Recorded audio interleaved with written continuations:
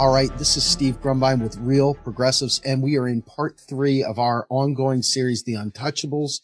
Folks, we have Lori Noble, we'll be starting with, who is an appraiser, and she is someone who can give us the inside machinations of the appraisal fraud and the predation within the appraisal community, within the way the structure of fraud took appraisals and elevated the assets and really created the environment, if you will, for fraud.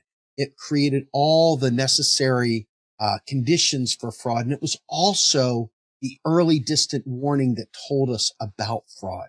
Had we listened to the appraisers, this would have never happened. And part 2 of this episode will also be Michael Winston, who's a countrywide executive whistleblower who saw things ground level and blew the whistle on it. And we'll be talking to him in the second half of this episode. So without further ado, let me introduce my guests. Right now we have Patrick Lovell, who was the star, if you will, of the voice of the series, The Con. We also have Eric Vaughn, who was the writer and the guy who put it all together. And then we have Lori Noble. And with that, let me bring on Lori Noble. Lori, thank you so much for joining us. I want to hit on the guys who wrote this before we dive into your story, but I just really want to thank you for your hard work and everything that you've done to bring the spotlight to this. So with that, Eric, why don't we start with you? Tell us, what about this particular episode is so important to you? Okay, I don't want to say too much because I want to get straight to Rory here, but I think the biggest thing to understand is that the independent appraisal process is critical to a functioning lending system, and that what Lori and other appraisers like her did was help make sure that proper lending was happening. And when that gets subverted through various means, then it basically creates trouble everywhere else down the line. And one of the other important things is that in the run up to the collapse, they were probably one of the first and most excellent warnings of what was about to happen, because they were experiencing the duress coming from lenders to hit a particular number as opposed to the proper appraisal process of setting the value of the house. And so, anyway, with that, I'll go ahead and let Patrick chime in before we let Lori explain the whole deal for us. Well, I appreciate that, both Steve and Eric, and I just want to say thank you to Lori. Lori is near and dear to my heart because I think we both come from the same generation. We've seen a lot of this evolve, really, most of our adult lives. And Lori has been a professional in this space since particularly the late 90s, when a lot of the deregulation and the policy changes took place, that Lori was able to see in the trenches of her professionalism. And she brought a degree of integrity to her craft that was literally chipped away at throughout the last several decades. And as this evolved, and given where Lori was in this whole process, like everybody else in terms of this program, Steve, she exemplifies the notion of an untouchable. She exemplifies integrity, courage, and a commitment not just to the craft of professionalism, but to her clients and people as a whole. And we'll get a little bit more involved with what that means in terms of what her sacrifice was. But I can assure you, as you move into this, Steve, to understand, again, what we're revealing is that at every step of the way of this incredible con, were heroic people who were professionals who did everything in their power to prevent what took place. And on that note, Lori, why don't you give us an overview of how you look at what created the con? Thank you for having me. Thank you so much, guys. It's great to be with Eric and Patrick again and meeting these new people too. Thank you, Mr. Black, again. I guess I'm going to reflect a little bit on 2000 and the repeal of Glass-Steagall. That was my initial trigger, even though I was very young in the business. I didn't realize exactly what it meant. And with the signing of Graham Leach Bliley, it was sold to us as a privacy, as a matter of privacy, so that information could legally cross state lines. Enter interstate banking, and that was the big change. And even early 2000, I got with my colleagues and peers, and we asked, because I could sense what was going on, but I couldn't quite pinpoint it. And between 2000 and 2010 was just an ultimate carnage of the real estate market. And what I'm reflecting on from 2010 until now is that we're still dealing with the real issues because they were never properly addressed.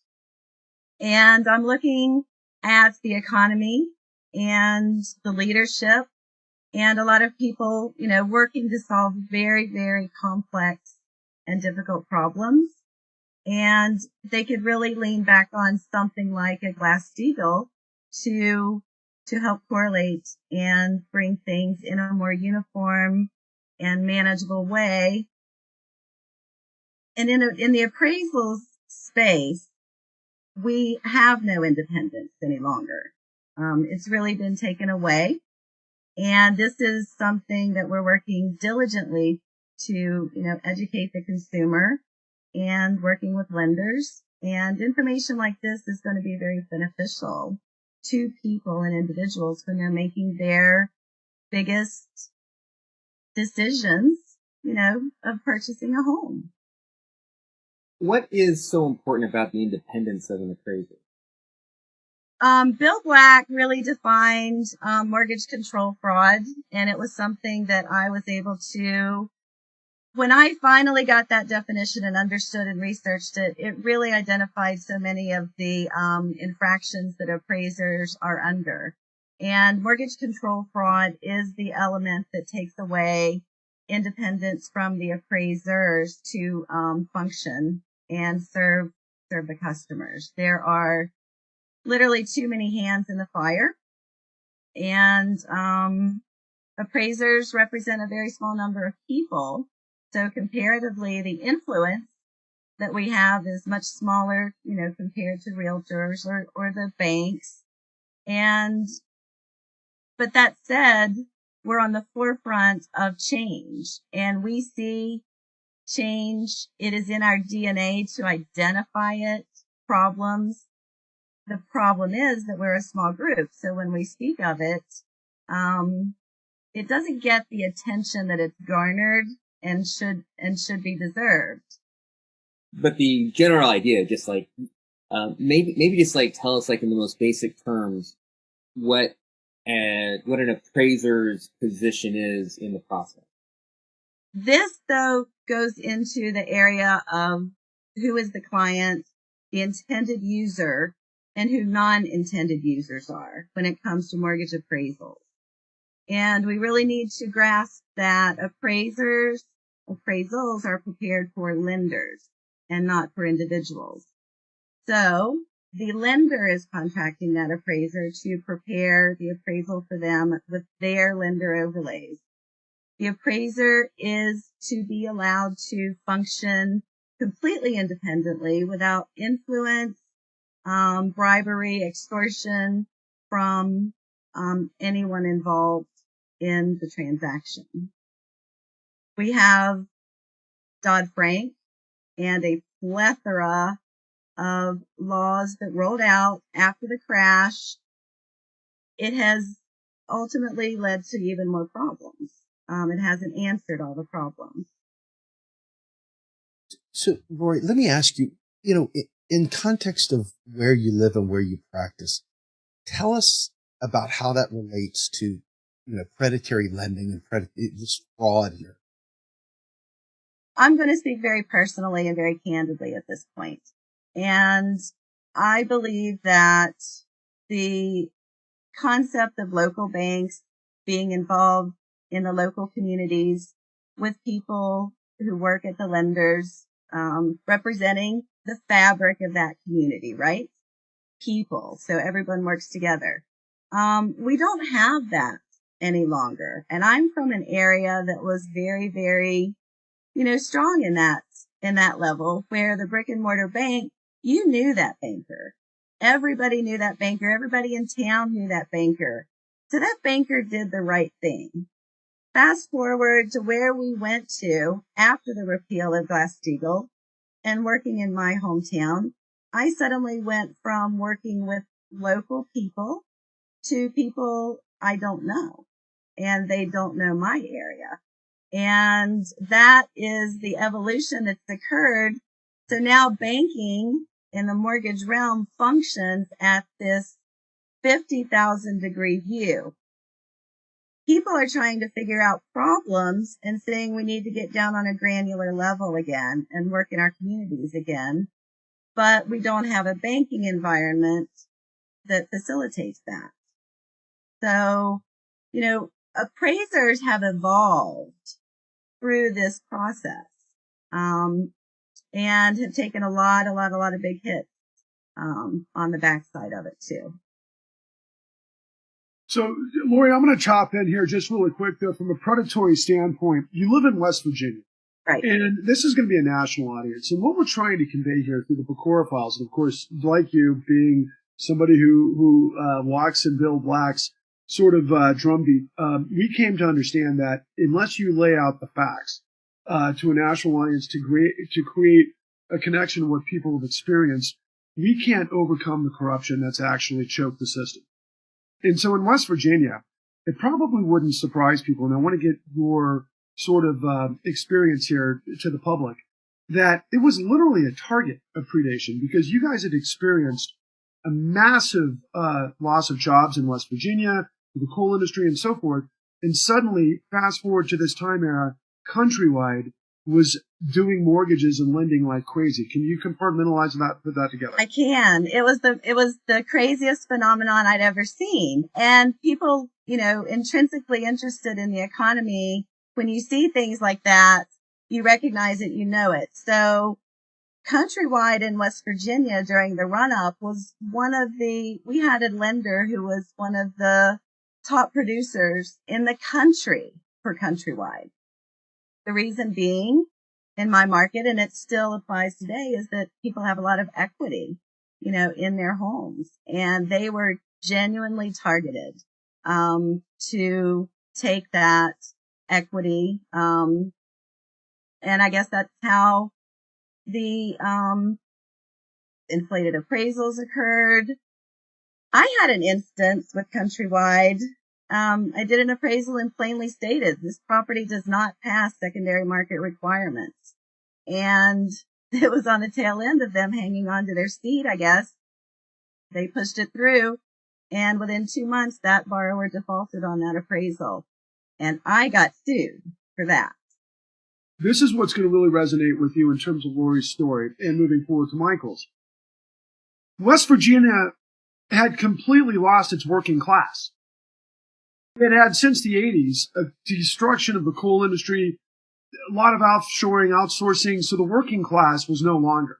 So suddenly, here comes this opportunity of these lenders who are in the shadow sector based on what you just learned from our friends in Ohio, and they're lending like crazy. One of the largest producers of predatory loans, we don't know they're predatory at this stage, is happening in West Virginia.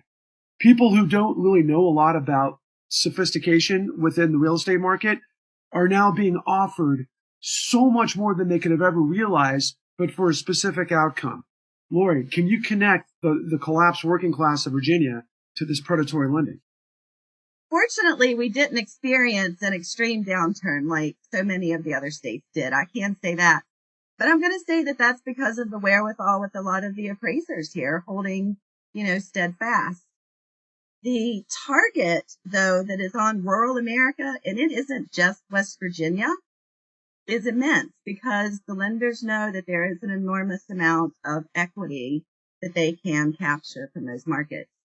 They have taken it to the degree that one state, totally allows for appraisal waivers. That's how rural it is, and that's what they pressed for. It's not going to lend well to accurate data. This data is not getting fleshed out and documented properly. So there's going to be some serious distortions on the backside of this too. Can you talk about the human toll? After COVID, I'm deeply, deeply concerned with what's going to happen on the backside of this with the housing situation, with the interest rates as low as they are, with the money that's getting put into the shadow inventory. It's a very synthetic system. And the independence that you speak of is daily getting chipped away from the appraisers, because we are the ones that are supposed to be on the front line sounding the alarm. And the mortgage control fraud is coming in from them taking away all of those little elements that we have to that allow us to inform people, ahead of time. So on the backside, that's going to be very, very detrimental to the economy. How, just to get a little idea of how this actually happened, how were appraisers forced, basically, to hit numbers as opposed to giving the actual value of a home? From what I gather, a lot of predetermined values were pushed on appraisers before the appraisal was ever done. So when that assignment would come out, that predetermined value was there. So that lender pressure, it existed when that assignment was delivered. And that was, an initial thing. Of course, the blacklisting, many of us have experienced that. It's the most Can you explain hurtful. what blacklisting is? If you don't hit this number, if you don't do what we say, you will no longer get work. And that was a common practice. When I approached the folks at Countrywide here in my rural West Virginia market and explaining that their expectations and reality were two completely different things, they basically told me that that was my problem. There was nothing that I could do about it. And if I didn't like it, they would find someone else. So how difficult was it financially to be an honest appraiser at the height of the fraud epidemic? Honest appraisers were completely blacklisted. The work is given to the number hitters, and it's the craziest thing I've ever seen, because on one side you have the client saying, we want the best, and on the other side there's every corner cut that you could possibly imagine. It really wiped me out. Being an honest appraiser isn't going to make someone rich. Explain to me, I guess, if you will, the impact that it had on you. I mean, as a human being, you wake up in the morning, you go to work, you show up. What does that day look like, knowing full well that the industry that you're in is literally propelling fraud? It's literally the engine for fraud. What does that look like? It just looks like a daily reminder that when I see those examples, that we can point it out and recognize it and point it out to other people and point it out to regulators. That's the best that we can do. And they try to paint it in a picture like they're beating us over the head and saying, you have to hit this value. It's not that. It is an extensive amount of pressure, lender overlays. The non-bank influence on bankers, on the banking business, has been very detrimental, I think, in the matter of the way that we run the business these days. They've managed somehow to now drive the train. So at the same time, though, they don't have any skin in the game. And that is a problem. And that's like right there in front of people's faces to recognize while they're trying to figure out solutions. But it's not getting addressed. This brings up the Gresham's dynamic. A lot of bad people in this thing here, man. A lot of the worst. Talk about the Gresham's dynamic in this case.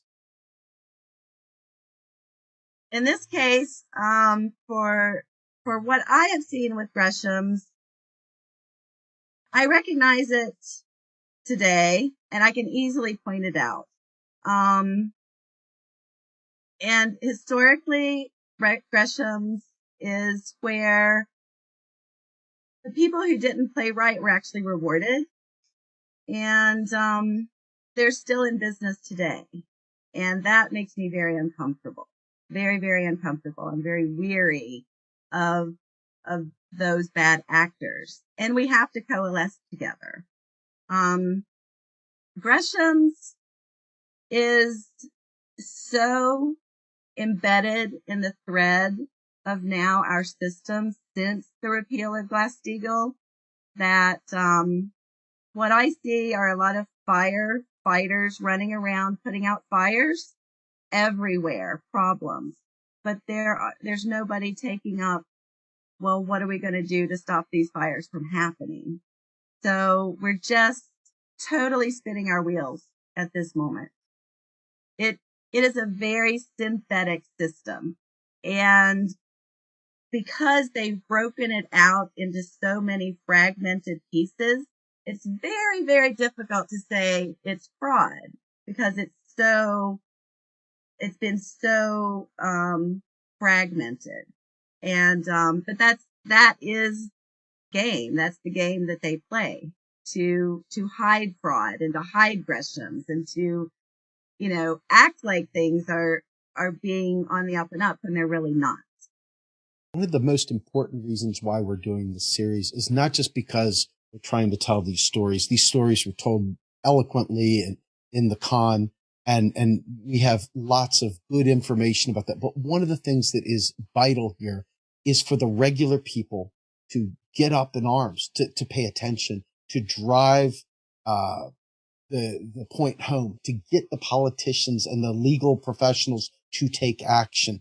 Tell me about your personal experience, a personal feelings, a personal life stories here of the people that were impacted by this. This is the connecting points that the average voter, homeowner, person potentially buying a home might feel in this case. What is the real cost to people? I need people to ask more questions and not be so comfortable to accept just what they're told. To be more discerning in, what they're doing, because this is the biggest investment that they're going to make. Hiring an independent appraiser gives an individual that advantage above anything. And we need to have people who really want to know the truth. And that's basically, where we're at. We are just not in an economy right now where truth seems to be the most important item. Now, what concerns me on the backside of this is that I don't want people to have to suffer what I suffered and so many other people suffered. We're trying to parlay some information that is very convoluted and complex in a manner that people can actually understand. Ask the questions. And I'd say that the biggest help that I could give people going into 2021, ask what kind of appraisal that you're getting when you purchase your home. Can you tell us about the personal tragedies that people that you've known have experienced for not understanding the information? My personal story?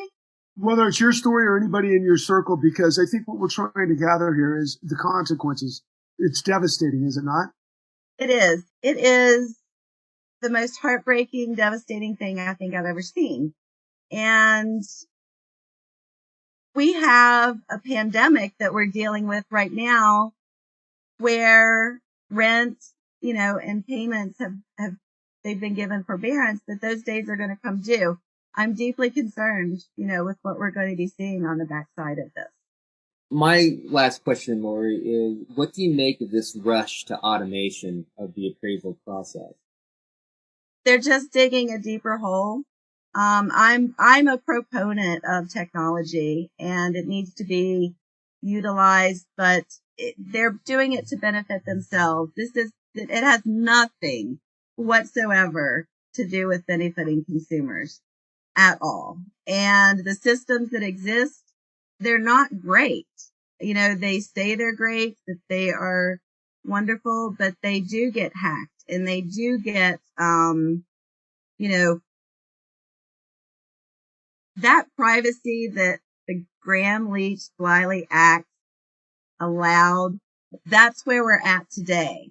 And everyone's private banking, you know, information is not as, you know, perhaps safe as we think it is. Wells Fargo, I mean, just the number of data breaches that have existed. And again, it's taking that 50,000 degree view. Everybody's, you know, up in arms and worried about it, but no one is addressing what can we do to protect people. And that is, you know, something along the lines of a Glass-Steagall. The insurance guys don't need to be selling mortgages. The mortgage guys don't need to be selling insurance. Do you see what I mean? They've convoluted and they've blended and they've broken it down into these pieces that make the fraud hard to find. Everybody needs to get back to their specialty. And that's how we serve citizens. There's a note here that talked about how Cuomo, when he was New York's AG, helped in destroying the independence of appraisers because of WAMU's model that was in place, and then basically he helped nationalize that model. I'm wondering if you could talk a little bit about that.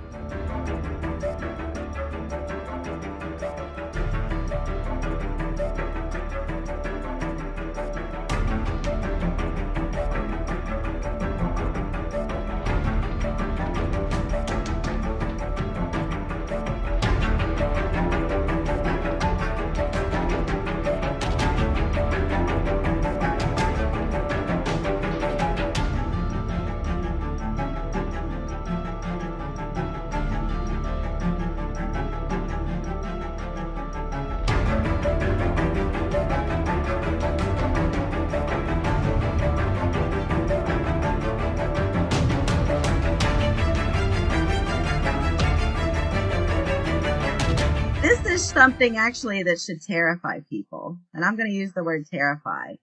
The evolution of that New York AG's lawsuit has now created one of the largest conglomerates that has control fraud over appraisers. I mean, they hold our everything from our software to our data resources. I mean, I could just go on and on. And there's something terribly wrong with this. You talk about mortgage control fraud, this is it. Because that is the company that Cuomo sued. And they were able to split, and CoreLogic was able to evolve from that. And of course, they came in and bought up every appraiser tech application that you could ever imagine. And now every appraiser in the country is held at their mercy to a degree. Here's where it really gets good, though. They're taking our data. They're taking our verification, our expertise. They're repackaging it and they're selling it to create these automated systems. And, you know, Fannie and Freddie are taking data too. But the evolution of that, case, it just blows my mind. that company is bigger than they ever were. They didn't get broken. They got bigger. And now they own every appraiser's well-being in their hands. Now, the irony of that is just, it's beyond uncomfortable. Actually, one thing that we didn't talk too much about was Dodd-Frank and how it in sort of its at least its surface attempt to alleviate issues concerning appraisal fraud, it actually kind of helped institutionalize it in the form of the management companies. I wonder if you could talk a little bit about that. Dodd-Frank was supposed to really drill down on that appraiser independence and give appraisers, something to hang our hat on. You can't extort appraisers. You can't deny them work. But by the time all of that goes through the bureaucracy, it's watered down.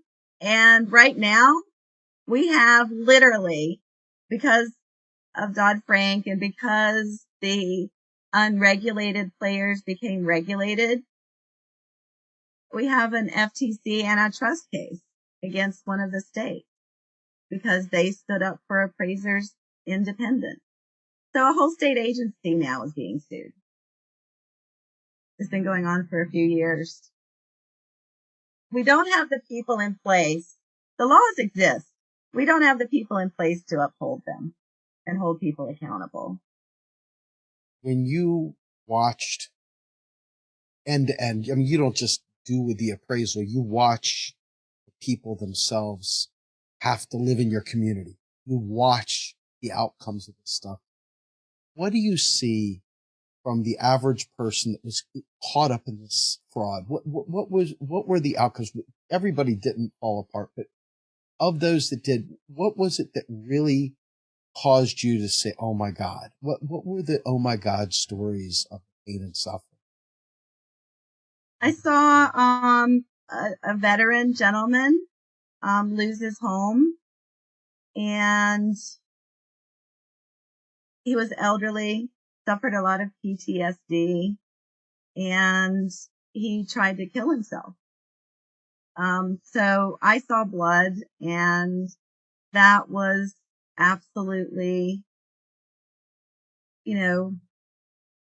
I just knew that we never needed to be in that position from any of it. It was so unnecessary. So unnecessary. With that, Lori, I want to thank you so much for joining us today. This has been a pleasure, and I really appreciate it. We'll be joining with Michael Winston here for the second part of this episode. Lori, thank you so much once again. I appreciate it immensely. Thank you, guys. Thank you so much. Joining us now is Michael Winston, who was a countrywide executive whistleblower, one of the most powerful stories from the con. Michael's story is probably the most impactful of all of them. He was able to witness the countrywide scam from inside, and his story told to us today. Patrick, go ahead and lead us into this. Well, Michael Winston is of just incredible heroism to me. I had been introduced to Michael from some articles written by Matt Taibbi of Rolling Stone. And as I was trying to understand this big picture, I kept finding bits and pieces of the puzzle that were incorporated into the generic, I call it a cottage industry of media that was around the great financial crisis, but nobody was putting the full story together. And so I found out through Matt Taibbi's writings that Michael Winston had won a grand jury lawsuit against Countrywide, which then became Bank of America. In the transition between what was happening in the predatory lending stages and sequencing to the meltdown of Wall Street in 2008. And right before that happened, Bank of America came in and purchased Countrywide. Well, in that process, Michael was a whistleblower who had C-suite access at Countrywide and brought a lawsuit against Countrywide for a lot of what constitutes what we discovered later as being the con. Unfortunately, in the process, like so many others, Steve, and this is really another part of the con that's almost impossible to believe. But there is corruption in the courts from a standpoint that the banks literally had influence in our judicial system at a level that none of us can comprehend. But that's a story that comes downstream. The place we want to understand and start with Michael is what he saw and what he learned at Countrywide when he actually was recruited to become what they called the gold standard, to make sure that their outward-facing PR to financial publications was such that a man of his professionalism was what it was all cracked up to be. And as it turns out, it was anything but that. So, Michael, I would recommend from the very beginning, with obviously considering your voice, just a kind of a comprehensive perspective of your experience. If I may, I'd like to read from some documents that recently introduced me, if that's okay. Please. I gave, if you can believe this, a speech a week ago Monday with this voice. I had a lot of trepidation about doing it. So here's how they introduced me. Before becoming one of the United States' highest profile whistleblowers connected to the financial services meltdown, Michael Winston spent 34 years working as a business leader, change agent, and organization strategist for some of America's most prestigious corporations. He served as an executive officer for Lockheed, Ford, McDonnell Douglas, Motorola for 14 years, Merrill Lynch, and then Countrywide Financial. Michael was named Best Instructor at the University of Illinois, University of California, Irvine, and Pepperdine. And then it tells me what our new friend said, which is,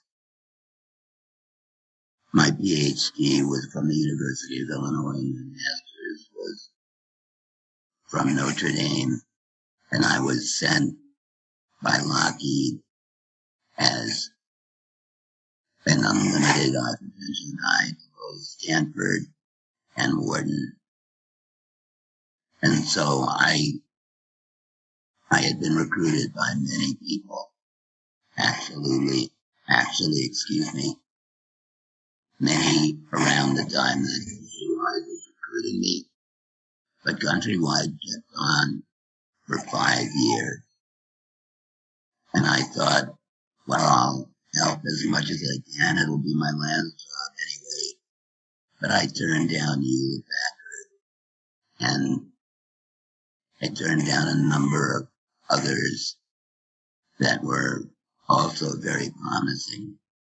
The year I joined Angelo Mazzillo was Fortune Magazine's Executive of the Year. The company was one of the fastest moving stocks on Wall Street.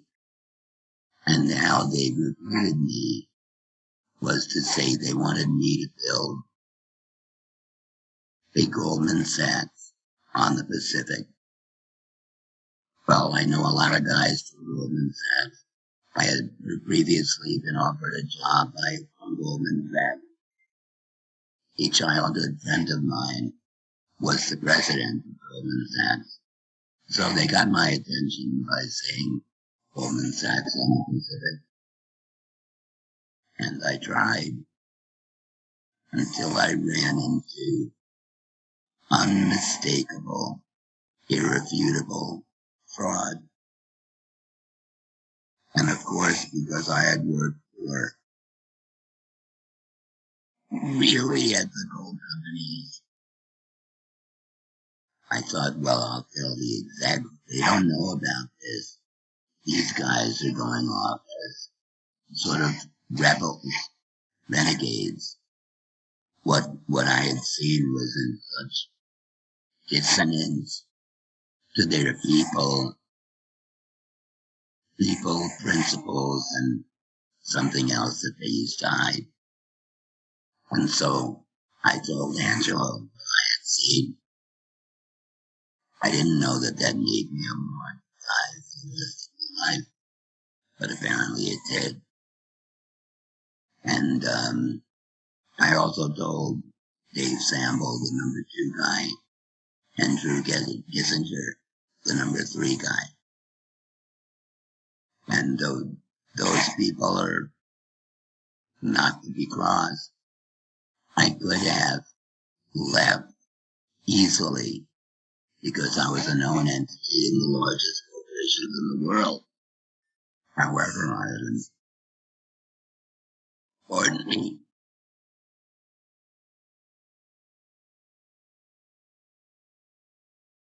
Let me try again.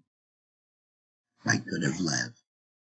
However, I had recruited 6 people from companies that used 6 people who used to work for me out of their companies.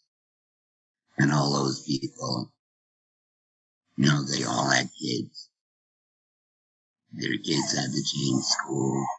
They had to sell houses. Their kids had to make new friends. So I wasn't going to leave them in the lurch.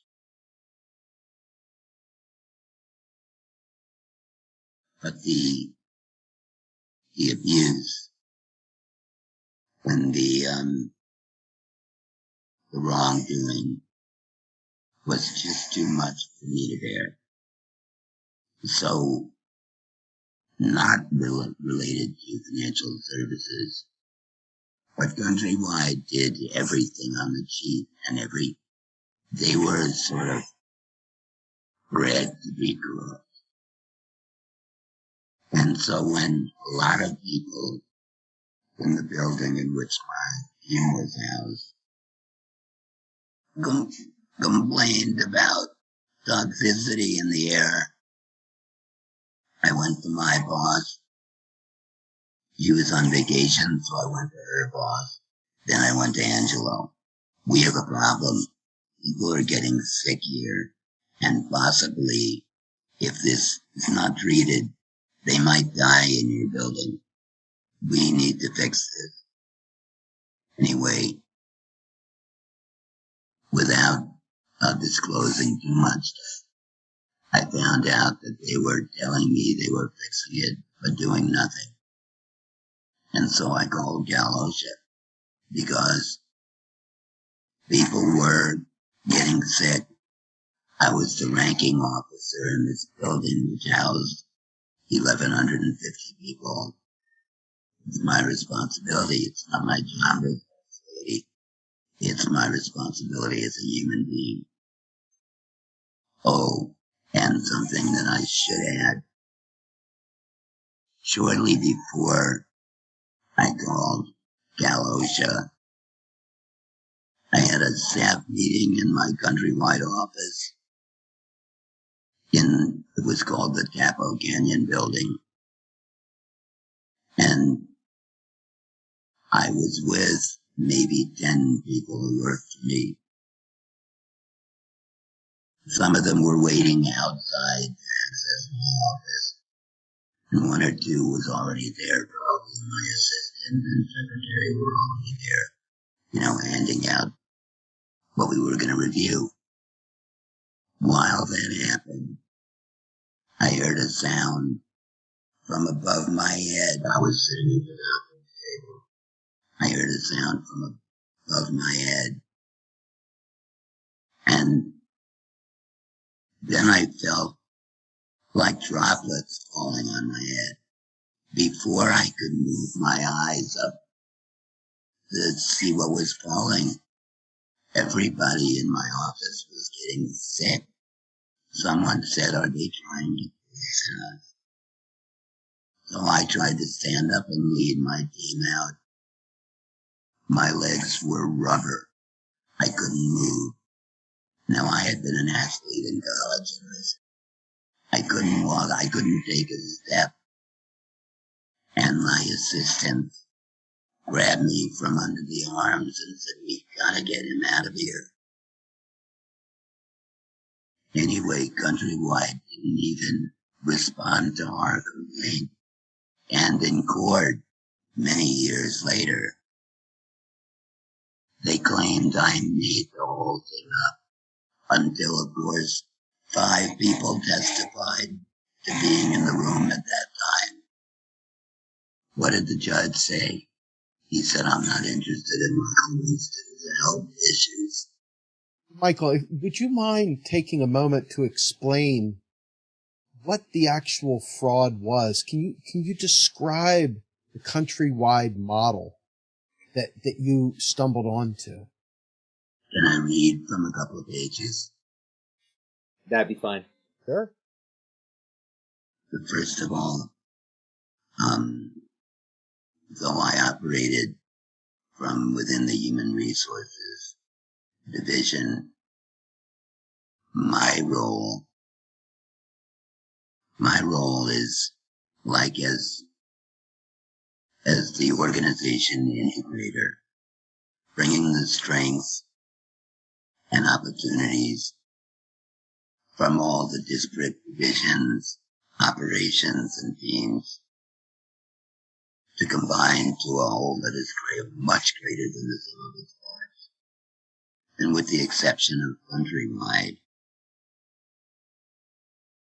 Lockheed, McDonnell Douglas, Motorola, and Merrill Lynch all grew exponentially while I headed up my function. I don't know if it was a direct cause and effect, but I had a huge impact on those organizations. So, when I saw people who told me later that they owned their homes outright and Countrywide was bugging them, they were going to foreclose on them for failure to pay. Well, the reason, it's sort of like me in this house. I have a 9,300 square foot house.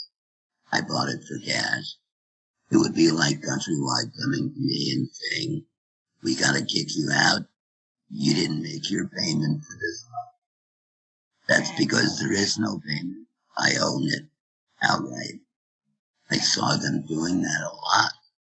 And they had such a power to intimidate that people said, hold on, I'll help you out. And when I got to meet the lead fraud investigator, who said, the office supply that they need most in this company is whiteout because everybody's making up stories to get the property sold. So you had these people being intimidated, forced, strong-armed into buying homes they knew they couldn't afford. So in the con, you describe like your first episode with this when you happened upon the gentleman who had the Fundum car, and that from there it led you to a quest of asking many questions, and that as you asked those questions, people seemed to be less and less interested in answering them. When did it become clear what was happening? That everything that's happening in there was intentional and not an accident of bad oversight or bad management. So you're talking with somebody who was concerned about what he saw, but given my upbringing, given the companies I've been to before, I thought, why do they keep selling properties people can't afford? Those mortgages are going to end up insolvent and on their front door. I never thought there wasn't securitizing, cross-selling. There was no such thing in the beginning. Do you guys understand that? It's sort of like, I didn't think I was telling on Countrywide. I thought I was saving Countrywide. This is why when they started, I don't know, I think I had about 300 people in the beginning, and it was 200 people, then 150, and ended up with 2. Now, it's not that I'm dim-witted or slow, but I had just I had never been exposed to retaliation in my life. And I thought, why retaliate against one person who's trying to save you? But they had Angelo screaming in their ear that he doesn't want any bad loan to be on the books for more than 1 second. If it is, you're out of here. That's the kind of leadership that was provided at the top. Wow. So what you're telling us is that you've gone into these guys' offices and you're sitting there saying, hey, I've discovered this fiasco, man. I'm here to help you. And they're like, shut this man down. Get him out of here. Quiet this guy. We don't want to hear that because we already know what's going on. Can't say it. We already know what's going on. You shut up. You go in your corner. Is that the essence? Yes. So with that in mind, as you parted ways with Countrywide, what was some of the things that, if you were to tell people that were impacted by that time, what would be some of the things that you might tell them today? I mean, obviously, the people that were impacted by Countrywide's fraud are so vast because they had tons of loans they processed, tons of this fraudulent behavior. What do you think you might tell them today? What would be your words to those people? Well, what I would tell them is that there are people who work every day 10 or 15 hours to try to get them to recognize their damages and try to get them paid for their damages. There are, and I know one personally, he sounds just like me. My case against Bank of America is finally exonerate the victims and have a judgment made against the culprits. So I work on that every day. I was scheduled to give testimony March 15th. However, that's when the coronavirus started, so it was all shut down. But I'm going to do this within 4 weeks now, and I have all the records behind me to prove it.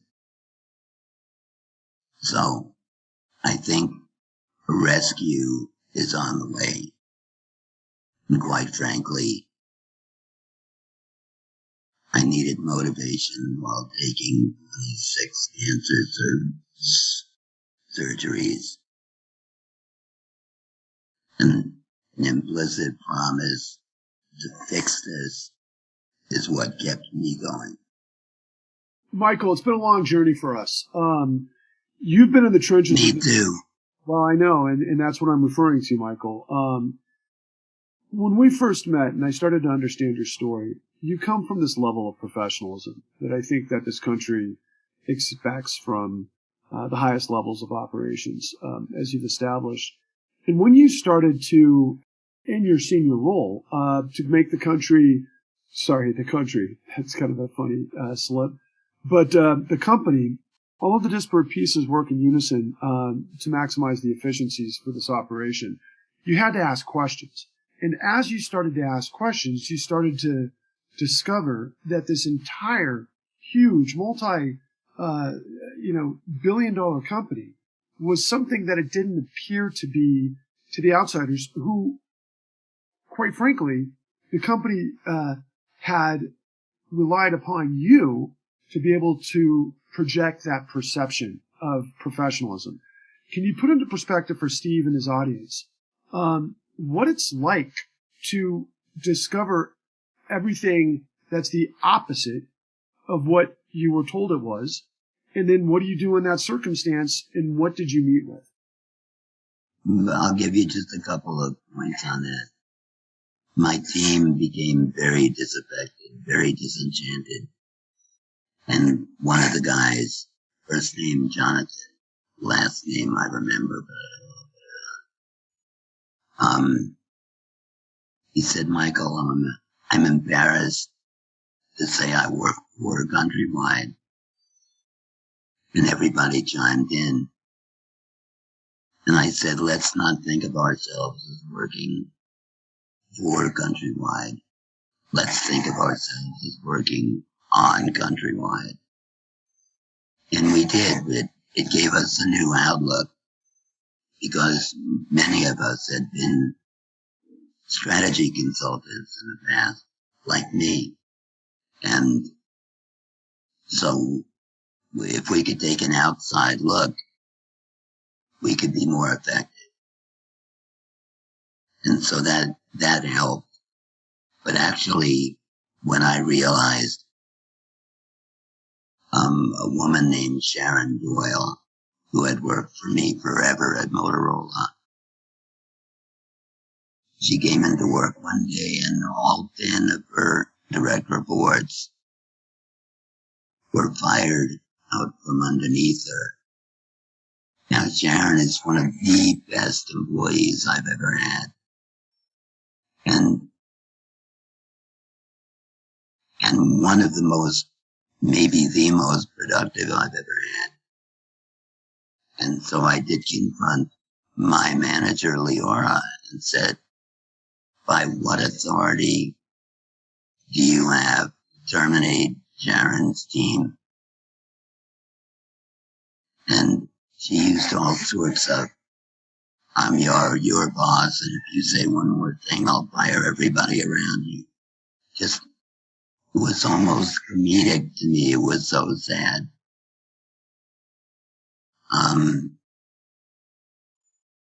And, my world had crashed, but what I was trying to do was fix. There were some really good people who wanted to make the right thing happen. I know that because as my team got smaller, the number of people who dropped by at 7 o'clock at night, 8 o'clock at night, got larger. They just waited until, crying eyes left work and they rejoined me again. So I would say that my team, large or small, at Countrywide, did pound for pound as good work as any of the other teams I've had, and 4 out of 5 were top 10 teams in the United States. Only Countrywide was not. If they had let us do our thing, we would. Their 3 Ps were people, passion, principles. Those are the tenets upon which they said Countrywide stands. I saw the worst human resource practices I'd ever seen in 2006. I believe something like 80%, they had something like an 80% turnover rate. Now I'm saying 80, not 8. At Motorola, if we went over 5%, there was a meeting in the tower, but nobody was leaving Motorola because they did the right thing for the right reasons and the right way. Everybody was heading for the door. And ironically, Countrywide canceled, when that happened, our program called Retaining Talent. So of course they treated their people like crap. If they had a passion, it was the opposite of my philosophy. My philosophy in management, which has worked, is don't pay attention to shortcomings. Everybody has them. Build on strengths. Those are the things that provide sustainable competitive advantage. What can you do that nobody else can do? That's the mode that you want. I'm speaking like a global head of strategy, which I was. That's the mode nobody can cross that mode. the pain was so unbearable that I did it in court because I thought, well, if we win a court judgment, which we did, and do a jury verdict, then the board of directors will get rid of the guys who are running the place and at least maybe save some of the talented people who work there. I think very few wanted to defraud the public, but the ones who did were the ones at the top. So this all started at the top. This was not a bottom-up process at all. This was a top-down fraud. Countrywide likes to say it was just a few renegades at the bottom end. This comes from the material I've submitted to the court as well.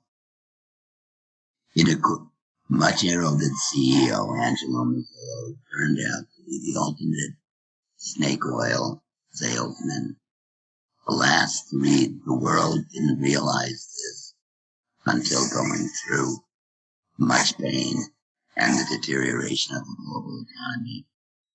As an officer of the place, I felt it. I wanted to fix it.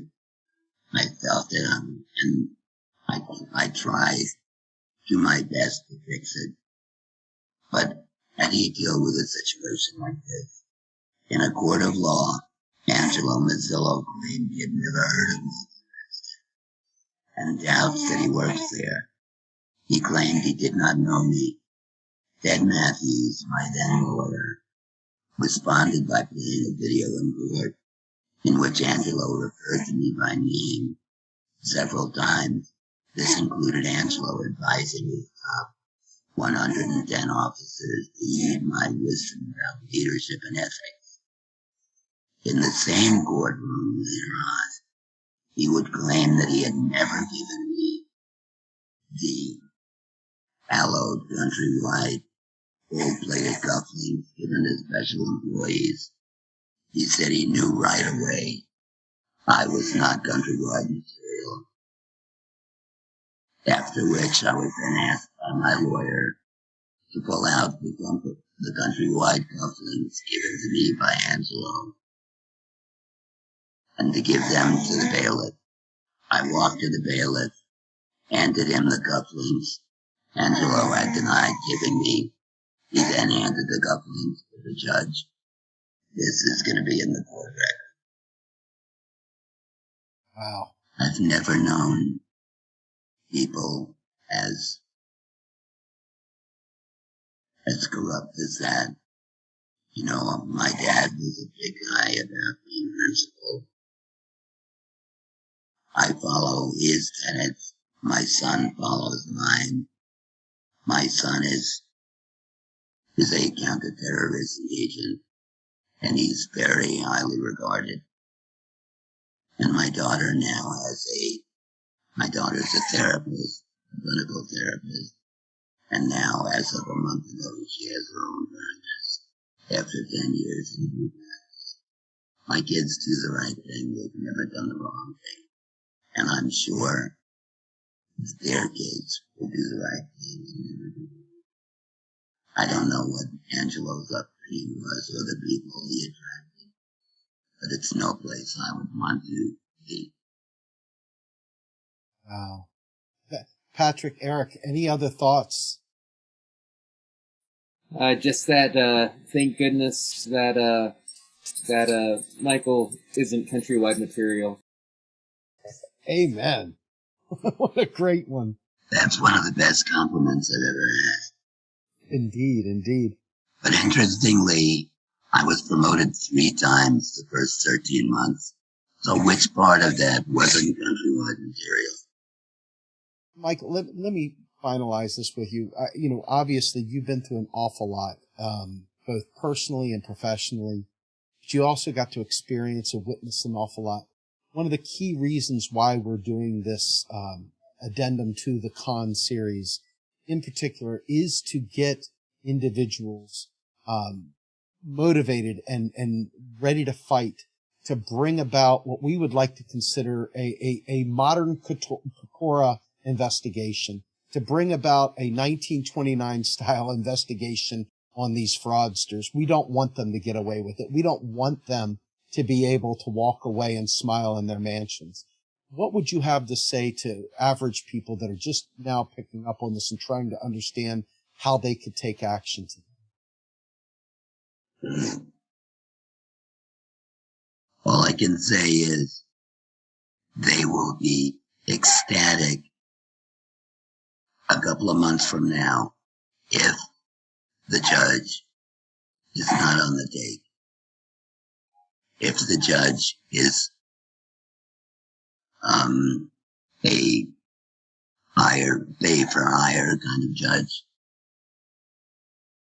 then I will have lost all faith in the United States. But we have the right answers. We have the right attorneys. We are working. This is all I do.